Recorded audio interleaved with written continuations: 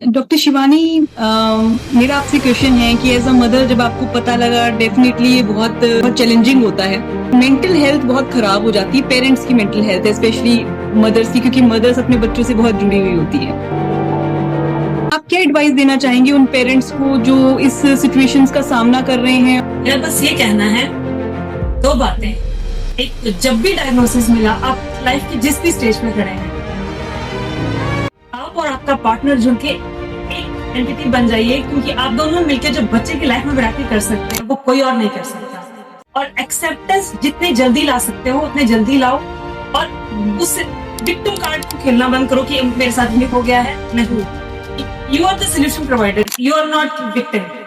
नमस्ते दोस्तों, वेलकम है आप सबका इस स्पेशल पॉडकास्ट एपिसोड में, जहां आज हम एक पावरफुल और इंस्पायरिंग ऑटिज्म जर्नी के बारे में बात करने वाले हैं। आज हमारे साथ हैं डॉक्टर सुनील बंसल और डॉक्टर शिवानी बंसल, एक डेडिकेटेड और इंस्पायरिंग कपल जो करनाल हरियाणा से हैं और अब वॉशिंगटन में बेस्ड है। ये सिर्फ डॉक्टर से नहीं बल्कि अपने ट्विन, संस्कार और सात्विक के कमिटेड पेरेंट्स भी हैं। साल 2021 नवंबर 30 हमारे यहाँ पर दो जुड़वा बॉयज का जन्म होता है। सितंबर 11 2023 उम्र सिर्फ 22 महीने। दोनों बच्चों को मेरी सीवियर ऑटिज्म की डायग्नोसिस। मई 2024 दोनों बच्चों के पास पहला वर्ल्ड रिकॉर्ड। जुलाई 2024 सीवियर ऑटिज्म से दोनों बच्चों की कंप्लीट रिकवरी 100% और साथ में 5 वर्ल्ड रिकॉर्ड्स। हम शेयर करने जा रहे हैं आपके साथ हमारी पिछले पूरे 2 साल की ऑटिज्म जर्नी, और हमारी जर्नी में हम आपको बताएंगे हमारी ऑटिज्म से बच्चों को रिकवर करने की यूनिक अप्रोच के बारे में, जो कि हमने खुद डेवलप की है। उनकी एक्स्ट्रा ऑर्डिनरी अचीवमेंट्स को ग्लोबल रिकॉग्निशन भी मिला है, including top talent of the year 2024 by the America book of records. Doctor Sunil और डॉक्टर शिवानी अपनी इनिशिएटिव ऑटिज्म ब्लेसिंग्स के थ्रू दूसरे पेरेंट्स को गाइड और सपोर्ट भी कर रहे हैं, अपनी लर्निंग और एक्सपीरियंस शेयर करके। जब तक हम ये सोचेंगे कि इसको तो ऑटिज्म है, ये तो ऐसे करेगा, इसको तो ऑटिज्म है, ऐसे करेगा, सॉल्यूशन नहीं मिलेगा। जब हम ये सोचेंगे मेरा बच्चा ऐसा क्यों कर रहा है, शायद इसके मन में क्या होगा, सॉल्यूशन हो जाएगा। क्योंकि जब हमने दिमाग में ये बात लेके आ गए ना कि इसको तो ऑटिज्म है, वहाँ कुछ नहीं कर सकते। नहीं भगवान हो बच्चे, आपका बच्चा आपकी प्रायोरिटी है। हम दोनों ने मिलकर अपने करियर को एक साइड लाइन रख दिया था, क्योंकि हमारा बड़ा लड़का बोलता नहीं था, वो काफी लेट बोला था। अरे एफर्ट के 6 महीने बाद, 5 महीने बाद बच्चा बोला था, पर जब बोला तो उसके 1 महीने बाद उसके पास 4 वर्ल्ड रिकॉर्ड थे। किसी और पे डिपेंडेंट मत रहिए, आप सब कुछ कर सकती हैं। अगर आप एक बच्चे को जन्म दे सकती हैं तो आप उस बच्चे के लिए सब कुछ कर सकती हैं, and you are the god for that child. So doctor साहब, बहुत बहुत स्वागत है आप दोनों का। जी बहुत धन्यवाद। तो डॉक्टर साहब, जब आपको पहली बार पता लगा कि आपके दोनों बच्चे एक सीवियर ऑटिज्म से गुजर रहे हैं, तो ये जर्नी के बारे में आप थोड़ा बताइए। जी देखिए, वो संस्कार बंसल का 6 महीने की एज पे आई कांटेक्ट ड्रिफ्ट होना, कभी इधर कभी उधर, वहां से शुरुआत हुई। पर बच्चा 6 महीने का था तो कुछ खास सीरियस नहीं लिया हमने। फिर 13 महीने की उम्र पे हमारी केयर टेकर ने एहसास कराया कि आपके दोनों बच्चे नाम को रिस्पॉन्ड नहीं करते। तो हमें जाके ध्यान आया कि बात तो सही कह रहे हैं, बच्चे नाम को रिस्पॉन्ड नहीं करते। फिर भी हम उतने अलर्ट नहीं हुए, क्योंकि ऑटिज्म कहीं दूर। हमने सोचा कि बच्चों से हम शायद इंटरेक्शन कम किए, शायद उनको अपना नाम पता ही नहीं है। तो 2-3 दिन के लिए हम सीरियस हुए, हमें लगा चलो बच्चों को एंगेज करते हैं। बस 2-3 दिन हम सीरियस हुए, उसके बाद फिर से हम अपने काम में बिजी हो गए। फिर 3-4 महीने यूं कहें कि हमने फिर से वेस्ट कर दिए बच्चों के। फिर एक शाम 17 महीने की एज बच्चों की दोनों की, बहुत सारे सिम्टम थे जो कहीं ना कहीं हम इग्नोर कर रहे थे, क्योंकि हमें ऑटिज्म का दूर दूर तक भी अंदाजा नहीं था। जी। फिर एक शाम को मैं गूगल पे चेक कर रहा था ऐसे ही, तो तकरीबन 8-10 सिम्टम्स मैच हुए दोनों बच्चों के। शिवानी जो किचन में काम कर रही थी, मैंने कहा शिवानी ये तो ऑटिज्म लग रहा है। हम लोग बहुत परेशान हुए कि ये तो ऑटिज्म हो रहा है बच्चों को, इसका मतलब। फिर 18 महीने की विजिट थी डॉक्टर की। हमने थोड़ा वेट किया, चलो एक आध 2-3 वीक शायद बचे थे उस टाइम पे 18 महीने की विजिट में डॉक्टर की। तो चलो डॉक्टर से बात करते हैं। तो डॉक्टर से बात की तो उन्होंने कहा कि रेड फ्लैग्स तो काफी हैं बच्चों में। तो फिर हमें रेकमेंड कर दिया गया, और फिर हमें वेटिंग टाइम मिला तकरीबन 4 महीने का। तो डॉक्टर बंसल, जो आप सिम्टम्स बता रहे हैं, 8 सिम्टम्स सेम मिले, वो 8 सिम्टम्स क्या थे? जैसे कि सबसे इंपॉर्टेंट चीजें तो यही थी 2-3, जैसे कि नेम को रिस्पॉन्ड नहीं करना। नाम से बुलाओ बच्चों को, कोई रिस्पॉन्स नहीं, उनको पता ही नहीं कि उनका नाम क्या है, सबसे बुलाया जा रहा है, उनको बुलाया जा रहा है। तो बच्चे का एनवायरनमेंट से कनेक्शन टूट जाना कि पता नहीं वो खुद कौन है और हम कौन है, उनका नाम क्या है, किसी को देखना नहीं, किसी को नोटिस करना नहीं, घर में कोई दूसरे मेंबर्स भी हैं, तो आई कांटेक्ट का लॉस होना टोटल और रिस्पॉन्स टू नेम जीरो होना, सबसे बड़े इंडिकेशन दोनों यही है जो कि दोनों बच्चों में मौजूद थे। तीसरा, बहुत सारे सेंसरी इश्यूज, जैसे कि दिन भर बच्चे हैंड फ्लैपिंग इस तरह करते हैं ऑटिज्म के बच्चे, और फिंगर फ्लिकिंग करना या स्क्रीन को 90 डिग्री पे होके घूम के देखना, इस तरह के तकरीबन 10, 12, 15 सिम्टम। सात्विक जो टाइट हग करता था एकदम से, वो भी सेंसरी सीकिंग बिहेवियर है। वो अपने बाल टच करता था तो वॉकिंग करता था। हाँ, और आई कॉर्नरिंग करना, स्पिन अराउंड करना, चीजों से एक फिक्स वे में खेलना, जैसे कि व्हील को रोटेट करना कार को उल्टा करके। तो तकरीबन बहुत 20-25 सिम्टम थे कुल मिला के बच्चों में, जो कि हम उस टाइम तक हमें एहसास नहीं हुआ कि ऑटिज्म हो सकता है ये। डॉक्टर बंसल, एक मैंने ये भी देखा है ऑटिस्टिक बच्चों के चलने में भी प्रॉब्लम आती है, क्या ऐसा भी था?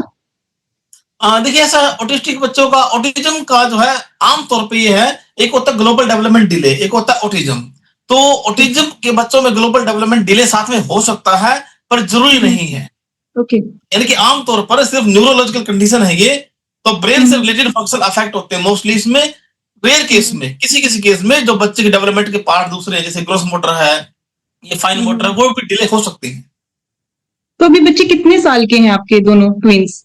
अभी दोनों बच्चे हमारे 4 साल और 4 महीने के हैं। ओके। तो आप मैं पढ़ रही थी कि कोई वर्ल्ड रिकॉर्ड बनाया है, तो उसके बारे में बताइए। जी, देखो, जब जर्नी की शुरुआत हुई है, हर माँ बाप की तरह हमारे भी इस तरह के था कि चलो बच्चे अपने लायक हो जाएं बस, पर काम किया और 20-20 घंटे काम किया हमने 24 में से 11 महीने के ड्यूरेशन में, 21 से लेके 32 महीने की एज तक। तो देखिए, विचार वही था कि बच्चे बस अपने लायक हो जाएं बस, लेकिन ये था कि एक सही अप्रोच से काम किया, मेहनत ऑफकोर्स की हमने, सही अप्रोच से काम किया, तो कुछ चीजें बच्चे एडवांस होते चले गए। फिर हमने चेक किया कि यार ये कहीं, क्योंकि इतने यंग एज में बच्चे करने लग गए हैं हमारे एफर्ट्स के कारण, हमारे अप्रोच के कारण, तो क्या ये चीजें वर्ल्ड रिकॉर्ड्स हैं। तो सबसे पहले हमने जो है एक यूनाइटेड स्टेट्स का मैप पजल है 46 पीस का, वो बच्चों को हमने इंट्रोड्यूस किया था। हालांकि पहले काम चल रहा था 3 पीस पे, 8 पीस पे, 10 पीस पे काम चल रहा था। हालांकि फिर से बच्चों ने कर दिया, खासकर संस्कार ने पहले, तो हमने चेक किया क्या ये वर्ल्ड रिकॉर्ड हो सकता है क्या, 2.5 साल के बच्चे अगर कर रहे हैं तो that was the first world record, कि हमने उसको पब्लिश कर दिया ताकि आने वाले जनरेशन को मोटिवेशन मिले कि ऑटिस्टिक बच्चे इतना अच्छा भी कर सकते हैं। तो वो एक चीज थी। साथ में अगर बच्चों ने कई और भी एडवांस एबिलिटीज शो की हमारे काम करने के कारण, हमने जो एनवायरनमेंट दिया बच्चों को, फिर बच्चे सबसे यंगेस्ट स्पेलर भी हुआ संस्कार, 743 इंग्लिश वर्ड स्पेलिंग जो कर सकता था उस टाइम पे, वो 2.5 साल की उम्र में। जी, और फिर दोनों बच्चे जो है यंगेस्ट रीडर भी रहे, उन्होंने तकरीबन 820 इंग्लिश वर्ड्स, जो कि 10, 12 या 14 लेटर लंबे जो है, वो भी दोनों बच्चे, they were reading any book literally at the age of 2 years 4 months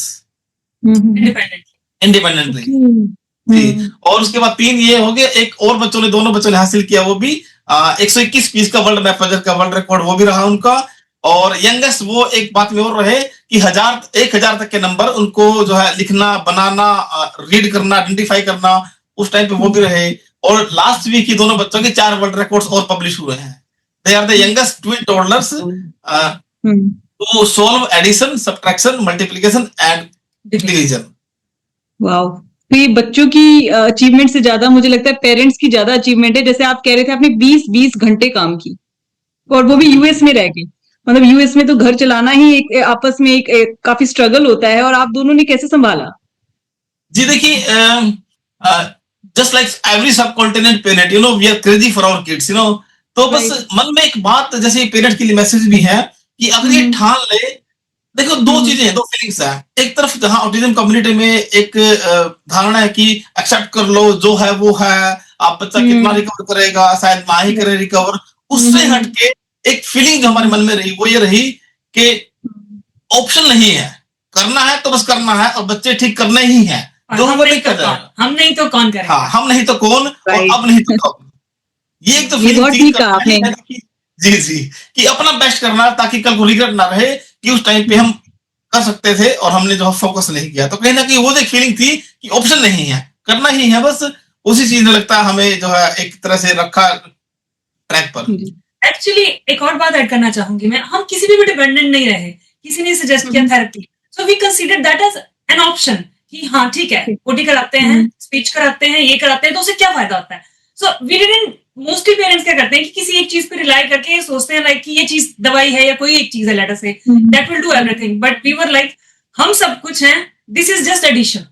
जैसे स्कूल गए तो स्कूल सब कुछ नहीं है, हम नहीं, we were on top of every single thing, so that's what is the key, I would say. हाँ, ये आप बहुत ठीक कह रहे हैं। एक तो जो आपने बात कही कि हम नहीं करेंगे तो कौन करेगा, तो ये भी बहुत जरूरी है कि पेरेंट्स जब तक इंटरेस्ट नहीं लेंगे और हम सोचते हैं कि कोई थेरेपिस्ट करवा देगा, तो थेरेपिस्ट तो 1 घंटे ही करवाएगा, तो बाकी की जो 23 आवर्स है तो उसमें तो पेरेंट्स का ही रोल होगा। दैट्स व्हाट, यस, जी बिल्कुल, आप बिल्कुल सही कह रहे हैं। और आप पेरेंटिंग कोच है, ऑटिज्म पेरेंटिंग कोच है, तो आपकी कौन सी ऐसी थेरेपी है, कुछ ऐसे बताइए जो हमारे पेरेंट्स है उनके लिए काफी हेल्पफुल हो। देखिए, मैं यहाँ से चलना चाहता हूँ। जब ऑटिज्म लाइफ में आया हमारी, तो हमने भी देखो कुछ नहीं पता था, एक आम पेरेंट की तरह हम लोग भी नॉर्मल पेरेंट है ना, और ऑटिज्म 3% है दुनिया में, से 3-3.5% है, तो उतना अवेयरनेस नहीं होती है कि ऑटिज्म है क्या बेसिकली। और तो हमने भी उस टाइम पे पूरा रिसर्च किया अपना कि देखते हैं क्या क्या प्रोटोकॉल दुनिया भर में है, कि कौन कौन क्या क्या कर रहा है बेसिकली बच्चों को रिकवर करने के लिए। तो उस टाइम पे हमने पूरा रिसर्च किया अपना कि आयुर्वेद में क्या है, होम्योपैथी में क्या है, और कुछ जैसे इंस्टीट्यूशंस हैं वो क्या कर रहे हैं, क्या कुछ वो ऑफर कर सकते हैं, हमें कैसे हेल्प कर सकते हैं। तो ओवरऑल हमने ये पाया कि कहीं ना कहीं कि हम एक एक मीटिंग भी की हमने, कई सारे बड़े बड़े जो है योग है, डॉक्टर्स या थेरेपिस्ट हैं जो अलग अलग फील्ड में काम कर रहे हैं, इवन इंडिया अब्रॉड एवरीवेयर। तो हमें कहीं ना कहीं तसल्ली नहीं हुई। जो प्रोटोकॉल चल रहे थे हमें हमेशा ये लगता था कि इससे क्या होगा, जो प्रोटोकॉल करंट में चल रहे थे that was not in all like complete नहीं था कुछ। हाँ, हमारी साइंटिफिक जो क्वायरी थी, being a scientist you know, हमारे सवालों के जवाब हमें नहीं मिल रहे थे करंट अप्रोच के अंदर कि कैसे होगा इससे काम, क्योंकि ये हमें पता था कि बीमारी तो कोई है नहीं है, ये तो डिसऑर्डर है ब्रेन पे, तो ब्रेन पे कोई काम कर नहीं रहा एक्चुअली। यू नो, सबसे बड़ी बात ये थी, हमें लगा नहीं कि जब ब्रेन डिसऑर्डर है तो काम ब्रेन पे होना चाहिए, और काम जबकि क्या हो रहा था, मैं आपको ये सवाल का आंसर भी दे देता हूँ यहाँ पर, कि हमने क्या अलग किया बेसिकली दुनिया से। क्योंकि आज की डेट में देखो, ये पेनफुल भी है और ये अनफॉर्चुनेट भी है, ये लगभग 5% बच्चे रिकवर होते हैं पूरी तरह, और ये बहुत पेनफुल है, एज ए पेरेंट हम समझ सकते हैं। तो कहीं ना कहीं, और फिर हमने 11 महीने में 2 सीवियर ऑटिस्टिक बच्चों को पूरी तरह रिकवर करके दिखाया है। तो क्या अलग किया बेसिकली, कुछ तो अलग किया होगा हमने, तो हम कहीं भी सेटिस्फाई नहीं हुए। तो हमने अपनी खुद की अप्रोच डेवलप की है जो कि ब्रेन बेस्ड अप्रोच है। और इसमें 2 अगर मैं बातें हाईलाइट कर दूं फैमिली को जानने के लिए, कि हमने पहली बात सिम्टम बेस्ड काम नहीं किया, कि सिम्टम्स बच्चों में जैसे होते हैं, जैसे हमने बताया ना आपको कि बच्चे हैंड फ्लैपिंग और फिंगर फ्लिकिंग, यू नो, इस तरह के हाइपरएक्टिव है, तो सिम्टम बेस्ड काम नहीं किया हमने, क्योंकि सिम्टम बेस्ड काम करने से सिर्फ सिम्टम टेम्परेरीली थोड़ा सा रिलैक्सेशन हो सकता है। हमने रूट कोज पे काम किया है, और रूट कोज है ब्रेन रेगुलेशन। तो जब ब्रेन को रेगुलेट करेंगे, हमने इस बात को समझा। एक और बात मैं यहाँ पे कर दूं कनेक्ट फैमिलीज के लिए, एक तो सिम्टम बेस्ड काम जो है आज की थेरेपी में, आजकल जो ट्रेडिशनल थेरेपी, दूसरा है जो सेंसरी इंटीग्रेशन बेस्ड जो काम है, सेंसरी इंटीग्रेशन, उसमें क्या चल रहा है, सेंसेस को इंटीग्रेट करने की कोशिश की जा रही है बिना ब्रेन को फोकस किए। अब सेंसरी इंटीग्रेशन में क्या है, जैसे जॉइंट कंप्रेशन करना बच्चे के, या बच्चे की स्किन पे काम करना, या व्हील बैरो वॉक करवाना, या जिम बॉल पे जंप करवाना, ये सब चीजें हमने बिल्कुल नकार दी कंप्लीटली, क्योंकि हमें ये लगता रहा हमेशा, जैसे बताया मैंने शुरू में, कि इससे क्या होगा। ये बेसिकली लाइफ को मैनेज करने का तरीका है, एक्सेप्ट करके कि ऑटिज्म है, बस थोड़ी सी बच्चे की क्वालिटी ऑफ लाइफ इंप्रूव हो सकती है। तो हमने इसको कंप्लीटली नकार दिया, हमें लगा कि ये सही नहीं है, ब्रेन पे काम करना होगा। तो कहीं ना कहीं हमने सिम्टम बेस्ड काम नहीं किया, हमने ब्रेन बेस्ड काम किया, और सेंसरी इंटीग्रेशन थेरेपी को कंप्लीटली नकार दिया हमने। और आज की डेट में हमने खुद की अप्रोच डेवलप की अपनी। तो ये जो हमारे साथ पेरेंट्स कनेक्टेड हैं, दे से द सेम थिंग, उनको भी छोटे छोटे जैसे जैसे ब्रेन बेस्ड काम करते हैं, they are seeing results and they are seeing the positive outcomes.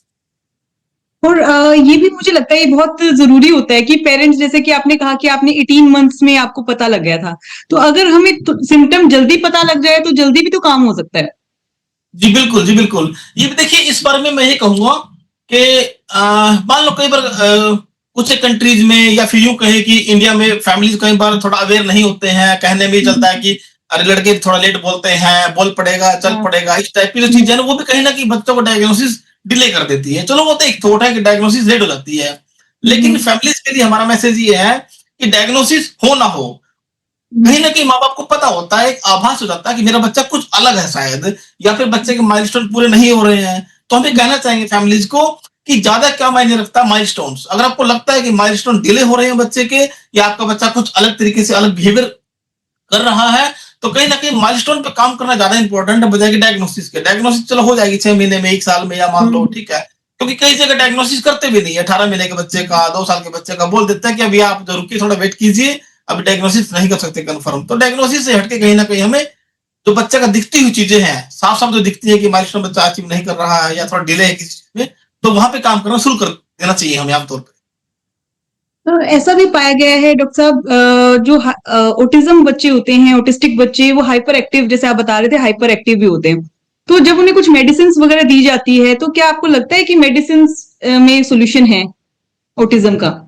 जी देखिए, ऑटिज्म के लिए मेडिसिन सिर्फ एक रिकमेंडेड है फिलहाल, और वो भी ऑटिज्म को हेल्प करने के लिए नहीं है, लाइफ सिचुएशन को मैनेज करने के लिए है। जस्ट इन केस मैं आपको अगर बताना चाहूं, देखिए कोई बच्चा अगर इतना हाइपर एक्टिव है कि उसकी सेफ्टी का लेके इश्यू जाते हैं खड़े, मान लो है ना, कि बच्चा इतना भागदौड़ उछल कूद कर रहा है, बिल्कुल भी शांत नहीं है, उसका थोड़ा सा सेफ्टी जो है वो मैटर कर जाती है कई बार, कि बच्चा चोट ना खा ले कहीं, आराम से थोड़ा बैठ जाए बच्चे को।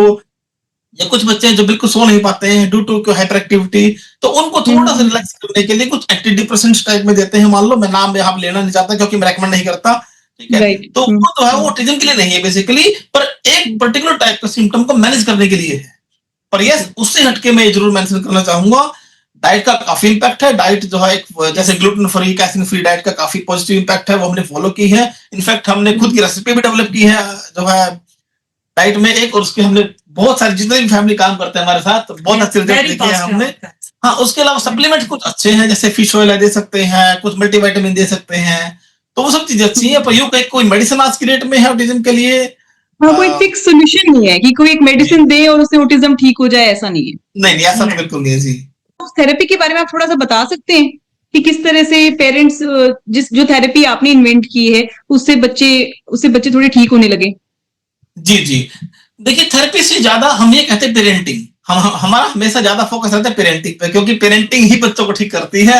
हम आमतौर पे कहते हैं, दुनिया में आप जितनी भी सक्सेस स्टोरी उठा के देख लीजिए, सबके सब माँ बाप ने जो भी सक्सेस स्टोरीज हैं, हालांकि हमारी तो क्विकेस्ट है 11 महीने के अंदर, सब पेरेंट्स ने जुनून की हद तक काम किया है। तो कहीं ना कहीं मैं ये कहूंगा कि थेरेपी वर्ड जो है ठीक नहीं है, क्योंकि थेरेपी का मतलब होता है कि 1 घंटा 2 घंटा या वीक में 10 घंटा किया। राइट। और जो पेरेंटिंग है जो हम घर पे करते हैं बच्चे के साथ, ठीक है, तो हमें थेरेपी से हटके पेरेंटिंग सोचना चाहिए कि पेरेंटिंग करनी है एक बात। तो पेरेंटिंग करते हुए जो जो चीजें नजर आती है हमें कि मेरा बच्चा शायद इसमें फाइन मोटर में कमजोर है, ठीक से पकड़ नहीं पाता है चीजें, या मेरा बच्चा भी जंप नहीं कर रहा है, तो कहीं ना कहीं हमें माइलस्टोन पे काम करना चाहिए, और वो पेरेंटिंग है बेसिकली, राइट। तो हम उस चीज को उस तरह से लेके चलते हैं। दूसरा मैं अगर कहना चाहूँ आपके टू द पॉइंट आपकी बात पे कि क्या हमने किया बेसिकली, अगर बात करें ब्रेन रेगुलेशन की, तो ब्रेन रेगुलेशन एक कंप्लीट अप्रोच अपने आप में, अगर मैं डिस्क्राइब करूं 4 लाइन में इसको, तो लगातार बच्चे का दिन भर बच्चे को एंगेज करना है उन एक्टिविटीज के अंदर, बच्चे की एज के हिसाब से और बच्चे की स्टेज के हिसाब से वो एक्टिविटी बनाए, डिजाइन करे और बच्चे को एंगेज करे, लगातार बच्चे को इन्फॉर्मेशन दे कि बच्चा वो सब चीजें सीखे जहां जहां पर बच्चा हमारा लैग कर रहा है या डिलेड है। जी। तो बेसिकली न्यूरोप्लास्टिसिटी करते हैं आप, कि ब्रेन की रीवायरिंग करते हैं ताकि उनकी उस तरह की पैटर्न्स बन जाए।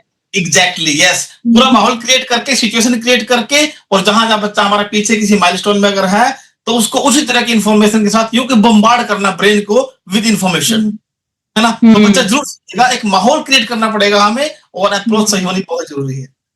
तो क्या बच्चों को डांटना ठीक रहता है? जो ऑटिस्टिक बच्चे होते हैं उनके साथ थोड़ा सा स्ट्रिक्ट होना? देखिए, ज्यादातर जो हमारी अप्रोच है वो फ्लेक्सिबल है बच्चों के साथ, क्योंकि हम एक फिलोसफी है हमारी इसमें लेके कि आमतौर पे बच्चों को डांटना, या कई बार अनफॉर्चुनेटली कुछ माँ बाप मतलब हाथ उठा देते हैं बच्चों पे, देखो सिचुएशन होती है उनकी, हम समझ सकते हैं, पर कहीं ना कहीं हमने एक बात जो सीखी पेरेंटिंग में कि बच्चे कभी गलत नहीं होते। बस बात यह है कि हमें बच्चों की नीड को हर पॉइंट पे समझना जरूरी है कि उसके मन के अंदर क्या चल रहा है। अगर मैं एक फिलोसफी अपनी ऑटिज्म के डिस्क्राइब कर दूं उसको, कि मैं ये नहीं देखता कि बच्चा क्या कर रहा है, मैं ये देखता हूं, सोचता हूं कि बच्चा क्या सोच रहा हो सकता है।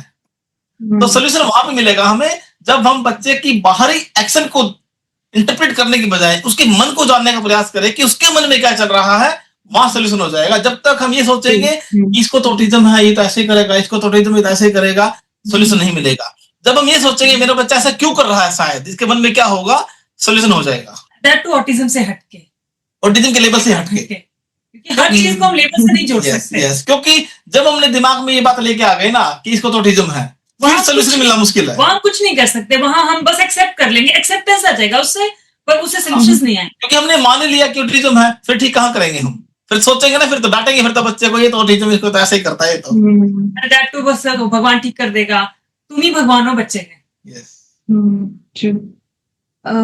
डॉक्टर शिवानी, मेरा आपसे क्वेश्चन है कि एज अ मदर जब आपको पता लगा, डेफिनेटली ये बहुत चैलेंजिंग होता है और मेंटल हेल्थ बहुत खराब हो जाती है, पेरेंट्स की मेंटल हेल्थ, स्पेशली मदर्स की, क्योंकि मदर्स अपने बच्चों से बहुत जुड़ी हुई होती हैं।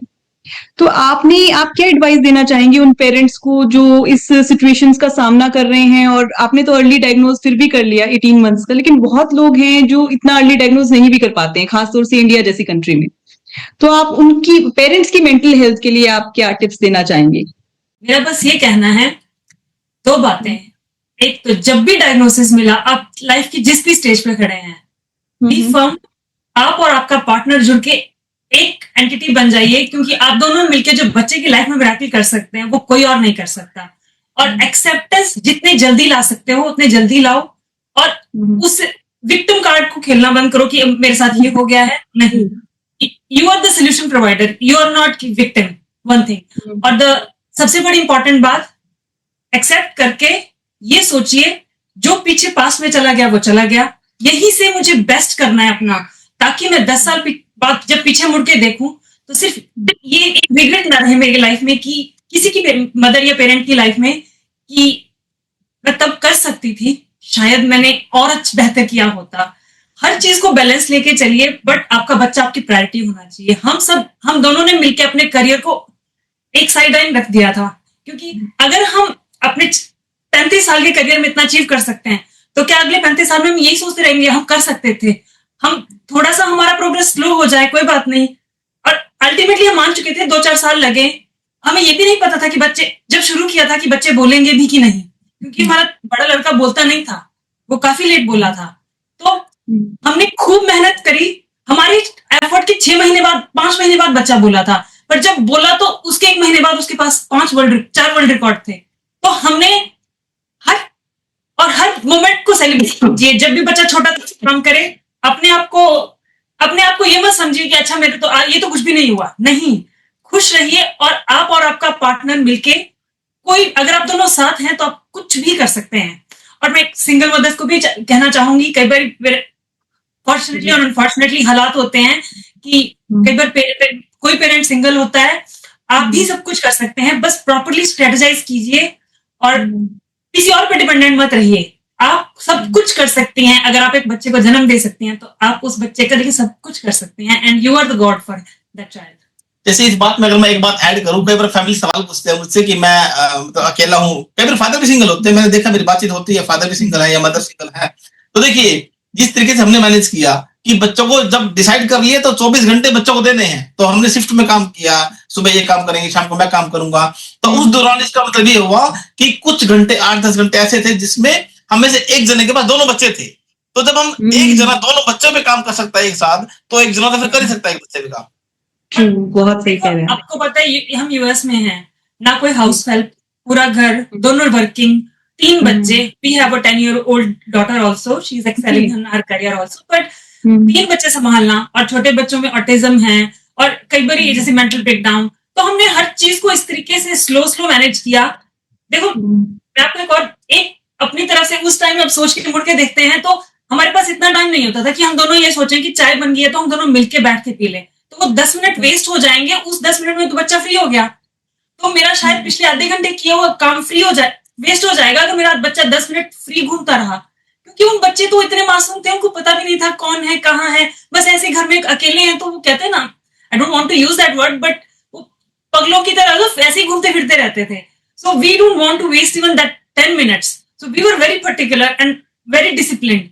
Even we used to check on each other कि हमने घर पे कैमरे लगा रखे थे, कौन क्या कर रहा है, एंड देन एवरीथिंग। तो डॉक्टर बंसल, अब आपके दोनों बच्चे क्या करते हैं? क्या वो स्कूल जाते हैं? जी देखिए, 32 महीने की एज पे हमने दोनों बच्चे कंप्लीटली रिकवर किए सिर्फ 11 महीने में। उसके बाद बच्चे स्कूल गए, जब 3 साल के हुए वो दोनों बच्चे नॉर्मल स्कूल जाते हैं आज। और जैसा कि हमने बताया, दोनों के बच्चे के पास 9 वर्ल्ड रिकॉर्ड्स आज की डेट में है। और ऑफ कोर्स फ्यूचर में 3-4 की तैयारी हम और कर रहे हैं, बच्चे जो कि अचीव कर चुके हैं। You have to create evidence to report. और आज दोनों बच्चे, मुझे जरूर कहना चाहिए, इसे देखो इतना अच्छा परफॉर्म कर रहे हैं। उनका स्पीच, लैंग्वेज और कम्युनिकेशन, अंडरस्टैंडिंग, एकेडमिक एबिलिटी, हम यूं कहें बहुत ही कंजर्वेटिवली, तो लगभग 6.5-7 साल के बच्चे के बराबर दोनों बच्चे खड़े हैं एकेडमिकली भी। और बाकी एरियाज में भी काफी एडवांस है, जैसे ग्रोस मोटर है, फाइन मोटर है, या और चीजें हैं बच्चों का, सोशल कम्युनिकेशन है। तो दोनों बच्चे काफी अच्छा परफॉर्म कर रहे हैं आज की डेट में। We are really proud of them and we are blessed. जी, दैट्स व्हाई कि जो हमारी सोच है वहीं से ऑटिज्म ब्लेसिंग निकल के आया। जी, वहीं से हमारा जो एक ये थीम ऑटिज्म ब्लेसिंग्स, हमारा ये मानना है कि स्पेशल पेरेंटिंग के साथ हर एक ऑटिज्म ब्लेसिंग बन सकता है। और वहीं से हमने जो है एक अपना प्लेटफॉर्म लॉन्च किया, ऑटिज्म ब्लेसिंग्स। हम ये सोचते हैं कि नेचर ने हमें चुना उस टाइम। तो जब तुम्हें डायग्नोसिस मिलता है, तब तो हमेशा यही बंदा पेरेंट कहता है व्हाई मी, बट राइट। अब हम पीछे मुड़ के देखते हैं तो that was on purpose. Nature ने हमें चुना, हमने उस चैलेंज को एक्सेप्ट किया, उस चैलेंज पे हम खरे उतरे। और हमें शायद कोई भी पेरेंट इतना एक्टिव टाइम नहीं देता बच्चे को।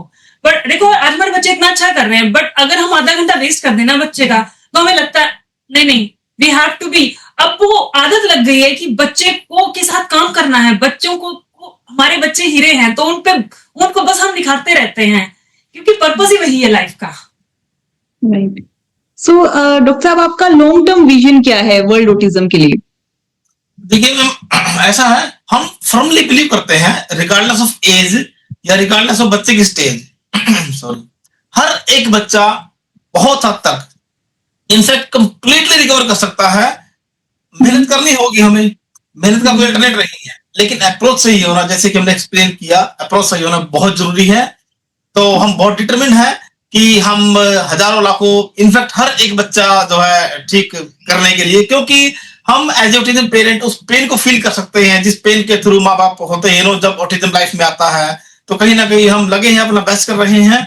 और जो है अपने अलग अलग माध्यमों के जरिए, जैसे कि हमारा यूट्यूब चैनल भी हमने जो है लॉन्च किया है, और हमारी वेबसाइट भी है, तो वहां पर भी काफी कंटेंट हमने शेयर किया फैमिलीज के साथ, एक्टिविटीज, अप्रोच, हमारे फंडामेंटल्स, और आज की डेट में काफी सारे फैमिलीज को हम तकरीबन around 1000 families are in our contact and many of them are under our direct guidance, जिनको हम काम कर रहे हैं। और हर एक बच्चा हम इंप्रूव कर रहे हैं एक्चुअल में, जो कि हमारा बिलीफ भी है कि करना ही चाहिए।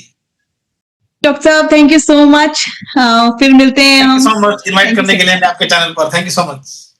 Thank you.